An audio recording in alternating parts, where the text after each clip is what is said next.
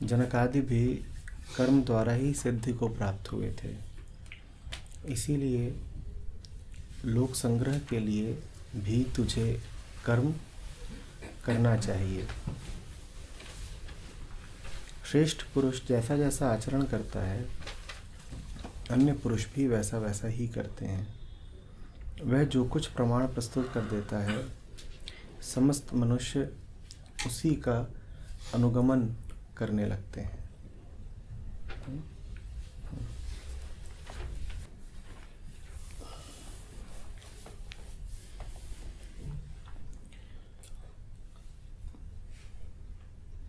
दूसरों का उदाहरण दे रहे हैं कृष्ण। कहते हैं जनक और अन्य साधक भी कर्म के द्वारा ही सिद्धि को प्राप्त हुए थे, मुक्ति को प्राप्त हुए थे। इसीलिए लोक संग्रह हेतु भी तू कर्म करता रहे। फिर कहते हैं कि श्रेष्ठ पुरुष जैसा जैसा आचरण करता है, पूरी दुनिया उसी का अनुगमन करने लग जाती है। समझेंगे इसको।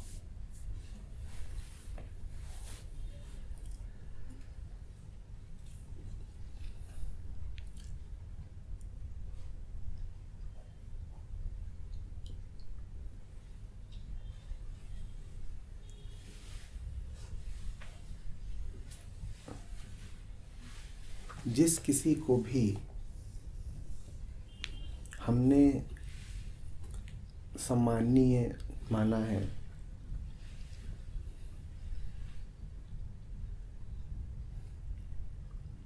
जिस किसी को भी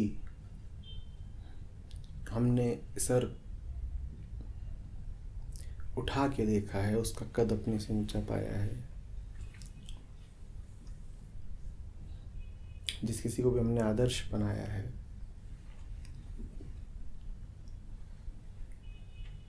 उसमें हम चाहते क्या हैं?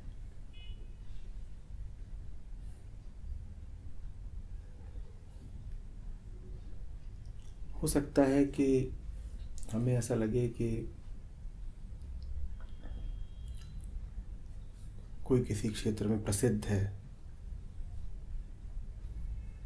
उसकी ये प्रसिद्धि हमें खींच रही है। किसी का शरीर अनुकरण के योग्य लगे, किसी की सफलताएं,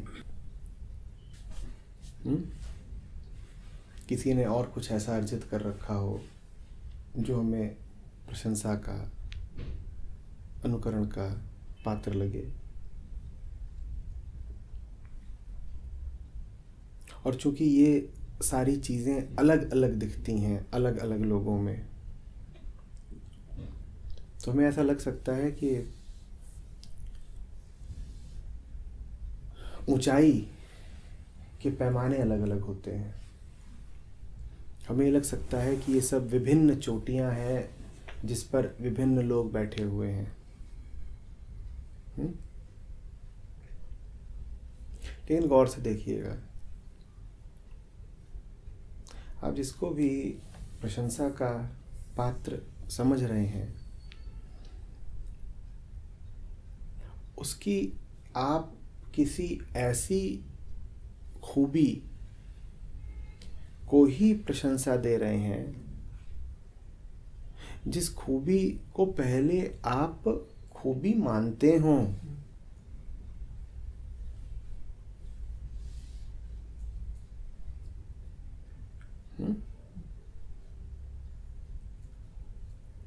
किसी ने कुछ अर्जित करा,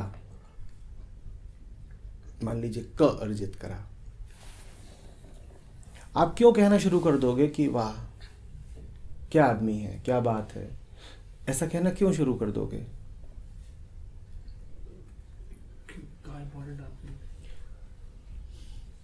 मात्र तभी ऐसा कहना शुरू कर दोगे जब क आपके लिए भी कहीं ना कहीं कीमती हो। उसकी सफलता में आप अपनी संभावना देखते हैं।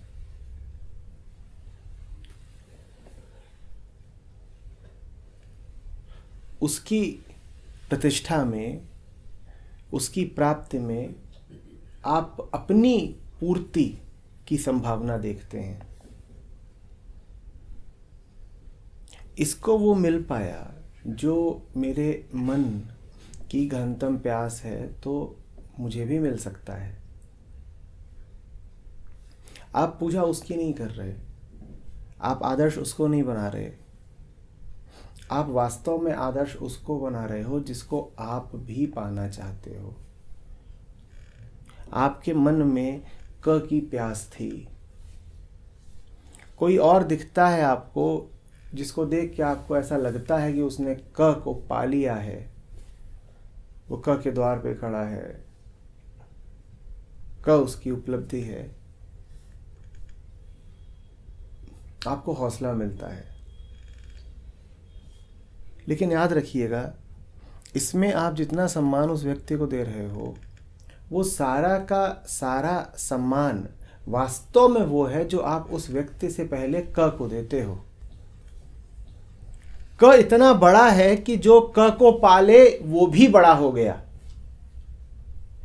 गौर करिए कि अगर उसने ख को पाया होता तो वो आपके लिए आदरणीय नहीं हो जाता।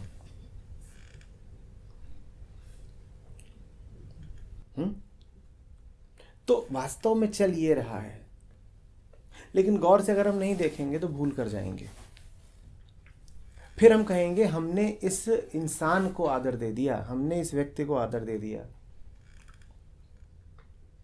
क जैसे कहीं दब जाएगा, कहीं खो जाएगा। हम भूल ही जाएंगे कि उसको मैं जितनी भी प्रशंसा दे रहा था वो सब वास्तव में एक प्रतिबिंब मात्र था, एक रिफ्लेक्शन मात्र था उस प्रशंसा का जो मैं क को देता हूं। और क को क्यों देता हूं? क्योंकि मेरा मन रीझा हुआ है क पे।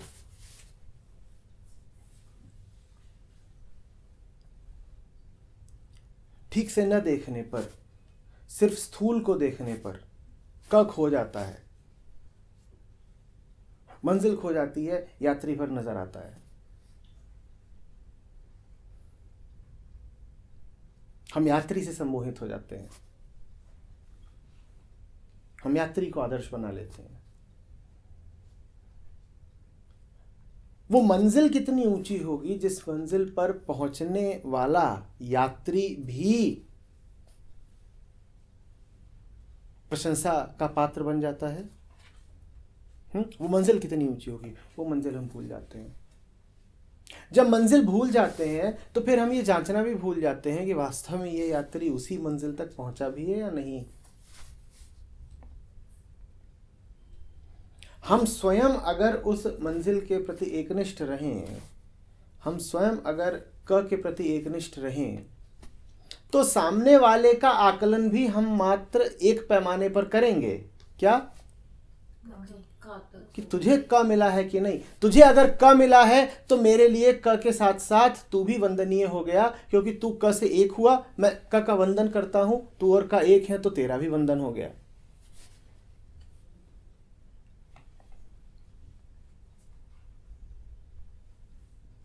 मुझे शांति अगर पसंद है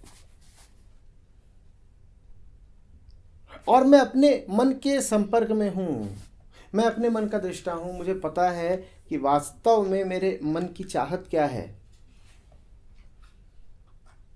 तो दुनिया में कौन से लोग होंगे जिन पर मैं न्यौछावर हुआ जाऊंगा? जो शांति की तरफ जा रहे हैं, जो शांति को समर्पित हैं, जो शांति को उपलब्ध लगते हैं। आप समझ रहे?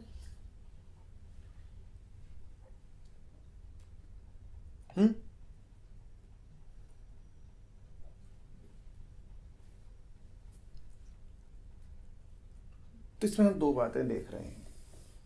पहली ये कि कोई कुछ भी प्राप्त करता है, वास्तव में हमारे लिए वो अनुकरणीय इसीलिए होता है क्योंकि वो प्राप्त कर रहा है जो हम चाहते हैं। वो हमारे लिए उम्मीद बनता है। वो पा रहा हो जो आप चाहते ही नहीं, तो आपके लिए उम्मीद नहीं बनेगा। ये पहली बात। यानी कि किसी की प्राप्ति में हम क्या देखते हैं? अपनी पूर्ति देखते हैं। ये पहली बात। दूसरी बात कि पहली बात के होते हुए भी हम अक्सर भूल जाते हैं कि वो क्या है जो हम पाना चाहते थे। इसीलिए अक्सर हम गलत आदर्श बना बैठते हैं। मैं भूल ही गया था मुझे कहाँ जाना है, मैं खुद ही गलत सड़क पर आ गया हूं, मैं भूल गया मुझे क्या चाहिए। उसकी जगह उसके तमाम विकल्पों से आकर्षित हो गया। मैं चला था घर की ओर, रास्ते में हाट बाजार पड़े और वहां इतनी चीजें थीं, इतने लोग थे कि मैं बातचीत में उलझ गया।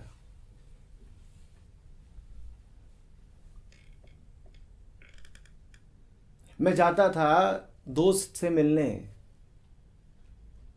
और रास्ते के आकर्षणों ने मेरी आंखें चुंधिया दी।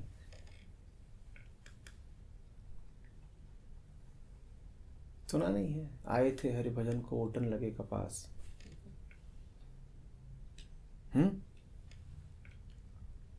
जाता था मैं विश्राम के लिए कि सो ही जाऊंगा, कि समाधिस्थ हो जाऊंगा, और रास्ते में मिल गया उत्सव, ऊंची आवाजें, थिरकते बदन, खाने पीने की सुगंध,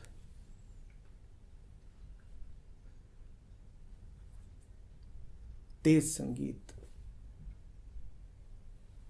इस माहौल में सो कौन सकता है? इस माहौल में याद भी किसको रह जाएगा कि उसे नींद आ रही है? मैं भी भूल गया अपने थके हुए मन को। मैं भी भूल गया कि वो कब से एक ही मांग कर रहा है, विश्राम, आराम। मैं घंटों और उलझ के रह गया। मैं घंटों और उन्हीं के साथ खाता पीता रहा, मशगूल रहा, नाचता रहा।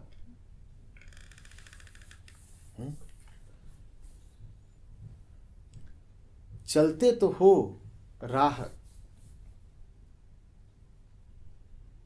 पर, किसी भी राह पर, रास्ते में लोग तो मिलेंगे, आकर्षण तो मिलेंगे, और ध्यान अगर पूर्णतया मंजिल पर नहीं है तो ये भी भ्रम हो सकता है कि मंजिल मिल गई है, क्योंकि मंजिल भी मिलनी तो इसी राह पर ही थी।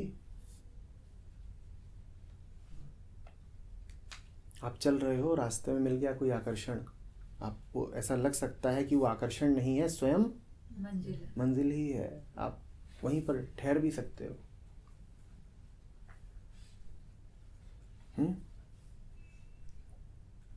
सर जो जहाँ ठहरे, डिस्ट्रैक्शन जो भी है, आप जहाँ रुक गए, आप से खाने पे रुके, किसी पे रुके, तो वो डिस्ट्रैक्शन में शांति मिल रही है आदमी को? ऐसा लग रहा है तो शांति मिल गया, तो उसको ऐसा लग रहा है कि मुझे मिल गया। तो शांति मिल रही है या नहीं, ये परखने के लिए आपके लिए पहले महत्वपूर्ण क्या होना चाहिए?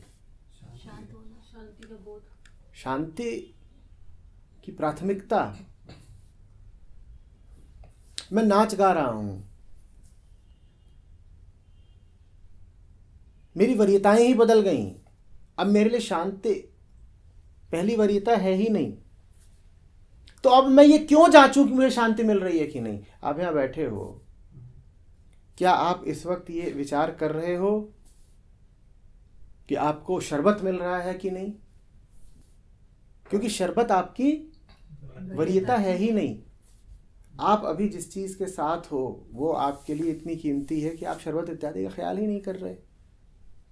ठीक इसी तरीके से जब आप खाने पीने में मशगूल हो गए मंजिल की ओर जाते हुए, और रुक गए रास्ते में और भ्रम के साथ जुड़ गए और नाचने लगे, तो अब शांति आपके लिए क्या है? एक निचली वरीयता की चीज। अब आप ये जांचोगे भी क्यों कि शांति मिल रही है कि नहीं मिल रही है? ये तो अब सवाल ही गौण हो गया ना। कोई आएगा पूछने की शांति मिल रही है कि नहीं, आप क्या कहेंगे? मिलती हो तो ठीक, ना मिलती हो तो ठीक, हमें तो कुछ और मिल गया जो उससे ऊंचा है, हमें तो कुछ और मिल गया। न मिलती हो शांति। आप अपने आप को भ्रम में भी डाल सकते हो कि मिल रही है, और भ्रम में न भी डालो तो कह सकते हो उससे ऊपर का कुछ मिल गया है, मंजिल ही मिल गई है। समझ रहे हैं बात को? मंजिल के रास्ते में वैकल्पिक मंजिलें बहुत आती हैं, और हम अक्सर वैकल्पिक मंजिलों पर ही घर बसा लेते हैं।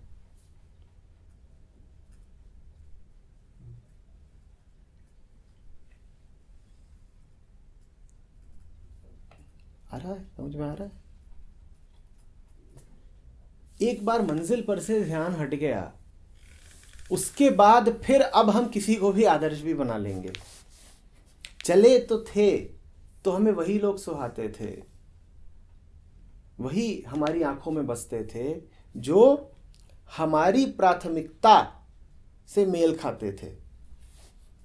मैं चाहता हूं शांति, मुझे भले ही वो लोग लगते हैं जो शांति को उपलब्ध हैं, और चलते चलते शांति की राह धूम धड़ाके ने मुझे खींच लिया। अब कौन से लोग होंगे जो बन जाएंगे मेरा आदर्श? जो धूम धड़ाके वाले हैं, जो धूम धड़ाके को उपलब्ध हैं। अब आपको समझ में आ रहा है कि दुनिया में जो आदर्श हैं वो कैसे स्थापित होते हैं? वो हमारे आदर्श इसलिए बन जाते हैं क्योंकि हम ही भूल जाते हैं कि हमारी गहनतम चाह क्या है। मुझे ये पता हो कि मुझे क्या चाहिए, तो फिर मैं किसी भटके हुए को आदर्श कैसे बना सकता हूं? मैं खुद अगर सीधा जा रहा हूं तो फिर मैं किसी वक्र और बहके चाल वाले को प्रणाम कैसे कर सकता हूं? मैं तो उसके पास जाके सहारा दे सकता हूं। ये थोड़ी कहूंगा कि जो तू कर रहा है काश वही सब करें, और क्या मैं तेरा ऑटोग्राफ ले सकता हूं? ये कहोगे क्या? तुम होश में हो तो रास्ते के किसी शराबी, भले ही उसने महंगी शराब पी रखी हो,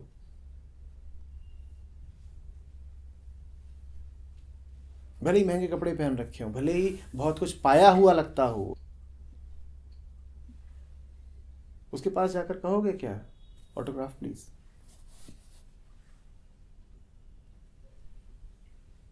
साहब जरा अपनी निशानी मुद्रित कर दीजिए, आप जैसा कोई कभी कभी ही मिलता है। कहोगे? ये तो तुम तभी कहोगे जब तुम खुद पिए हुए हो। अब तुम कुछ भी कर सकते हो, अब कुछ भी कर सकते हो। आदर्शों की बात समझिएगा, क्योंकि आदर्श हम सबके पास हैं। हम सब आदर्शों से संचालित होने वाले लोग हैं। हम में से कोई ऐसा नहीं है जो उससे प्रभावित ना हो जाता हो जो हमें संसार में, समाज में दिखता है। हम में से कोई ऐसा नहीं है जो अभी ही कृष्ण को किसी न किसी सीमा तक भूल न बैठे। अगर समाज का कोई लोकमान्य आदमी, कोई बली पुरुष, कोई सिद्ध नेता अभी इसी क्षण यहाँ उपस्थित हो जाए, बिल्कुल हो जाएगा कि नहीं हो जाएगा? इसी क्षण यहाँ पर प्रसिद्धि की चोटी पर बैठा कोई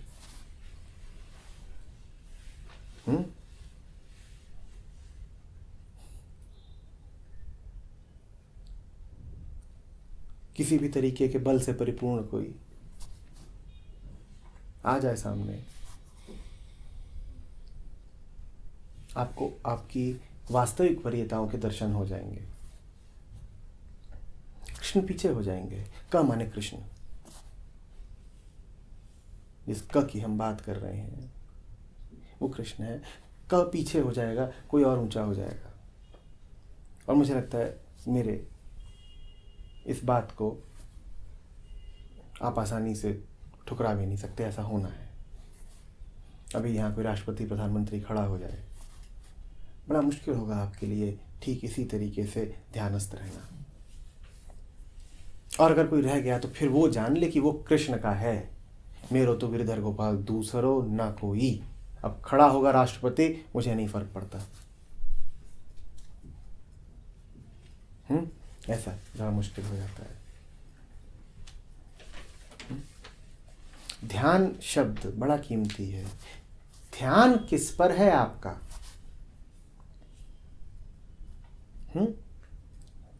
अटेंशन शब्द समझने जैसा है। और चूंकि अभी हम बात कर रहे हैं कि किसका मैं अनुकरण करता हूं, किसके मैं पीछे पीछे चलता हूं, तो इसीलिए मैं आपको अटेंशन का अटेंडेंट के साथ जो ताल्लुक है उसको देखने को कहूंगा। अटेंडेंट माने कौन? जो अटेंड कर रहा हो। अनुचर, सेवक, पीछे पीछे चलने वाला। अटेंशन से उसका संबंध देख पा रहे हैं? जो सत्य के पीछे पीछे चले वो हुआ अटेंटिव, वही हुआ अटेंडेंट। और इसी को कहते हैं अटेंशन, कि मैं तो बस उसके पीछे पीछे चलता हूं और इस जगत में मुझे प्रिय भी मात्र फिर वही है जो उसके पीछे पीछे चले। मुझे बस वही प्रिय है और कोई नहीं। मैं तो सत्य का दास हूं और किसी से मुझे कोई लेना देना नहीं है। किसका दास हूं? सत्य का दास हूं और किसी से कोई लेना देना नहीं है मुझे, उसका अटेंडेंट हूं। तो अटेंशन का और कोई मतलब नहीं होता, अटेंशन का यही मतलब होता है। कितनी बड़ी दुनिया है, उस बड़ी से बड़ी दुनिया में भी मेरा ध्यान किस पर है? सच्चाई पर। और सच्चाई का चूंकि मैं दास हूं, इसीलिए सच्चाई फिर मुझे बताती है, निर्धारित कर देती है मेरे लिए कि अब मैं किस पर एकाग्र हो जाऊं। ये हो गया कंसंट्रेशन।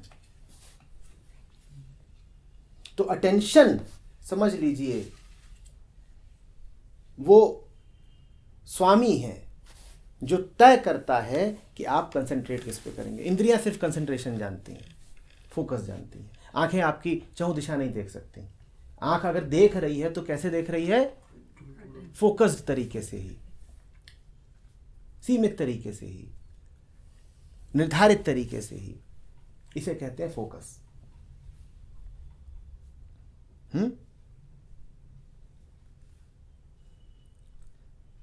अटेंशन समझ रहे हैं? ध्यान कोई विधि इत्यादि नहीं है। सत्य को सदैव समर्पित रहने को ही ध्यान कहते हैं। तो ध्यान और भक्ति एक हुए। सत्य का अटेंडेंट बन जाने को अटेंशन कहते हैं। सत्य का अनुचर बन जाने को ध्यान कहते हैं। ठीक है? तो कोई भी स्थिति है उसमें मुझे वास्ता किससे है? सच्चाई से। सच्चाई से मुंह नहीं मोड़ूंगा। कोई भी स्थिति है उसमें मुझे जानना क्या है? हकीकत। हकीकत के साथ रहूंगा, भ्रम से कोई लेना देना नहीं। यही ध्यान है। ध्यान ये नहीं है कि कहीं बैठ गए घंटे 2 घंटे के लिए आसन इत्यादि लगा करके और किन्हीं विधियों का पालन कर रहे हैं। किसी दिनचर्या से गुजर जाने को, किसी प्रक्रिया से गुजर जाने को ध्यान नहीं कहते। सदैव, सर्वथा, सर्वदा,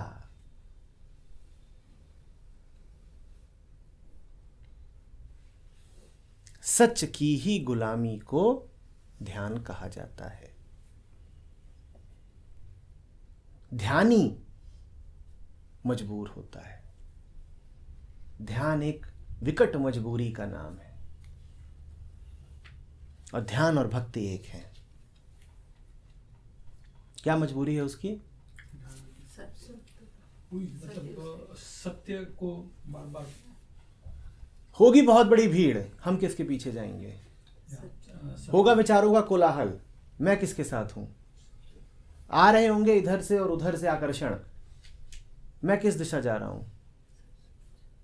तो मैं तो मजबूर हूं भाई। मैंने अपना वो हक ही छोड़ दिया कि मैं किसी और को देखूं। मैं तो हो गया एक का,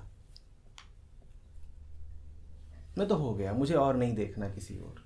और कुछ मुझे दिखाई ही नहीं देता। मैं ऐसा मजबूर हूं, मैं ऐसा जीत लिया गया हूं कि अब मैं चाहूं भी कुछ और नहीं। तो भी कुछ और दिखेगा नहीं। हमने सब छोड़ा तो छोड़ा, ये हक भी छोड़ा कुछ और भी कि हक वापस ले सकें।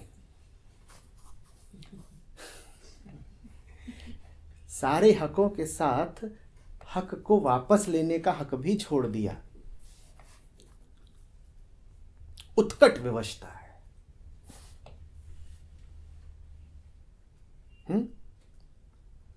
एक मायने में बड़ी पराधीनता है, एक मायने में बड़े प्रेम की बात है। तो जब इस स्टेट पर आ गए, मतलब समर्पित ही हो गए सत्य को, तो अब गुंजाइश बची भी है भ्रमित होने की? होते नहीं ना, हाँ, ये आइडिया नहीं। होते नहीं ऐसे। So, is it because हमारे लिए बहुत सारे होते हैं, एक नहीं होता। जो समर्पित है उसके लिए पराधीन जैसा कुछ होता भी होगा। हाँ, क्योंकि पर मिट गया। पर शब्द वो तो रहा ही नहीं ना, वो तो गया। वो तो प्रासंगिक ही तभी तक है जब तक दूरी हो। पूर्ण समर्पण का मतलब होता है कि भाई अब तुमसे बचेंगे क्या, तुमसे दूरी क्या बनाएंगे, आ ही गए, लो तुम्हारे सामने खड़े हैं, तो पराधीन नहीं है। अब उसको आप ऐसी स्थिति बोल देते हैं जिसमें पराधीनता स्वाधीनता बन गई है, क्योंकि पर स्व बन गया है। जो पराया था, जो दूर दिखता था, उसी से अब संयोग हो गया है, एक हो गए हैं, तो पराधीनता बन गई है पूर्ण स्वतंत्रता, यही पूर्ण स्वाधीनता। सर जो भ्रमित हुए, जैसे आपने उस दिन कहा था कि अर्जुन भूल गया, गीता के बाद सब कुछ भूल गया, तो इज इट बिकॉज आपको फर्स्ट इंस्टेंस पता नहीं एग्जैक्टली आपको क्या चाहिए, तभी ऐसा हुआ? ऐसा क्यों हुआ कि आप पाके भी आप भूल गए? आपको पता ही था मुझे ये चाहिए था। नहीं, शुरुआत में ही क्या कहा था कृष्ण ने? प्रकृति के 3 गुण हैं। ये जो देह लेके पैदा हुए हो ना, ये जो हवा है, ये जो बादल है, मिट्टी है, आसमान है, इसमें तीनों गुण विद्यमान हैं। उनमें भूलने का गुण भी है, उनमें काली नींद का गुण भी है, तमस। उनमें उत्तेजना का भी गुण है, और उनमें जानने का भी गुण है। और फिर गुणों के बाहर कोई है जो तीनों गुणों से ऊपर का कुछ दे सकता है, गुणातीत। तो भूल जाते हो, ये संभव इसीलिए है क्योंकि देह मिट्टी की है, क्योंकि सांस लेते हो, क्योंकि सूरज, धरती है, आसमान है, ये सब प्रकृति है, इनका खेल है। तभी तो कहते हैं शुरू में ही कि इंसान प्रकृति के 3 गुणों से परवश हो करके, यही उन्होंने शब्द प्रयोग किया, परवश हो करके, इनके अधीन हो करके। छोटे से कान हैं, पूरा सुनते नहीं, छोटा सा भेजा है, पूरा समझता नहीं, नन्ही आंखें हैं, पूरा देखती नहीं। यही तो प्रकृति गुण है। नन्ही नन्ही कोशिकाएं हैं, जरा जरा सी ऊर्जा संचित रखती हैं, थक जाती हैं, फिर सो जाती हैं।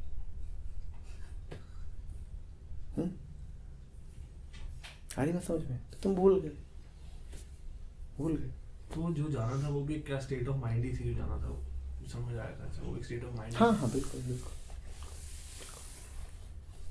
पूरा अगर नहीं समझा है, अभी मामला अगर रास्ते में ही है, तो वो बस एक मानसिक स्थिति है, याददाश्त है, वो उड़ जाएगी, वो उड़ जाएगी। हाँ, वो उड़ जाएगी।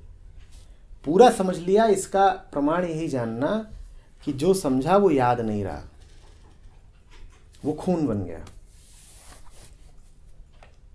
खून अगर अभी नहीं बना है, अगर अभी यहीं बैठा है याददाश्त की तरह, तो याद तो कुछ भी सदा के लिए नहीं रह सकता। अभी तुम्हें लग रहा होगा कि इतनी बड़ी बात, इतनी ऊंची बात, ये कैसे भूलेंगे? वक्त सब भुलवा देता है।